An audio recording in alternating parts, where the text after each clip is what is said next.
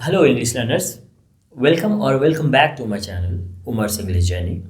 आज हम इस वीडियो में कुछ सुपर एक्साइटिंग करने वाले हैं और वो है 10 English idioms that will make your daily conversation sound more confident and natural. So ready to impress your friends and colleague? So let's start it. तो सबसे पहले है break the ice। क्या माने इसका? क्या हमें आइस को तोड़ना है? क्या आपने कभी नए लोगों से मिलने वक्त ऑकवर्ड फील किया है? So you have to break the ice. इसका मतलब होता है कि चीज़ों को लेस अनकंफर्टेबल करने के लिए कन्वर्सेशन का शुरू करना, बातचीत का शुरू करना। तो ऐसा होता है ना, कई बार नए लोगों के बीच में कन्वर्सेशन शुरू होने से पहले एक वियर्ड और ऑकवर्ड सा फील होता है, जो कि थोड़ी कन्वर्सेशन के बाद काफ़ी कंफर्टेबल हो जाती है। So that's breaking the ice.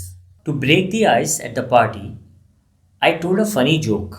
यानी पार्टी में चीज़ों को लेस अनकंफर्टेबल करने के लिए या अ बिट कंफर्टेबल करने के लिए मैंने एक जोक बोला।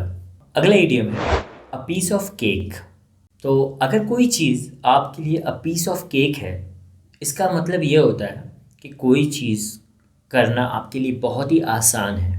The English test was a piece of cake for him.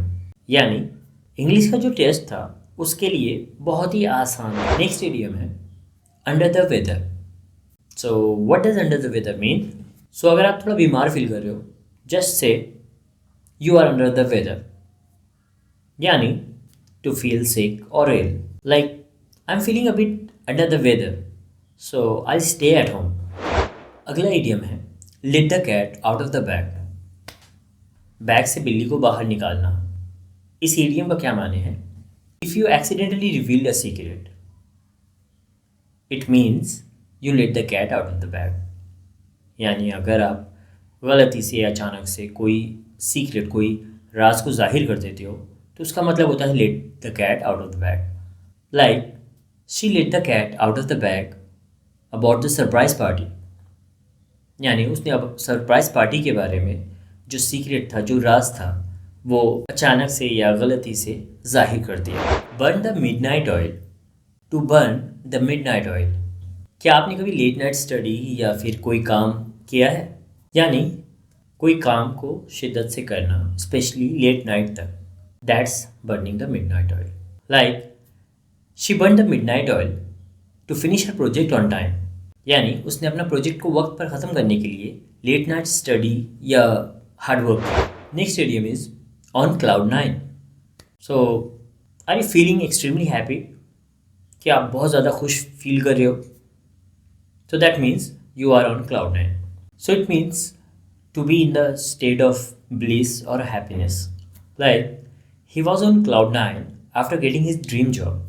यानी अपने ड्रीम जॉब को पाने के बाद वो क्लाउड नाइन पे था, मतलब वो बहुत खुश था। Next one is when pigs fly. So क्या माने हैं when pigs fly का? So if anything is impossible, you can say it will happen when pigs fly. यानी it's impossible. Like he will clean his room without being asked. Yeah, it will happen when pigs fly. यानी बगैर बोले वो अपना room साफ करे, ऐसा नामुमकिन है। So our next idiom is to cost an arm and a leg. To cost an arm and a leg. ये आप थोड़ा रिलेट कर सकते हो, इसका क्या माने हो सकता है?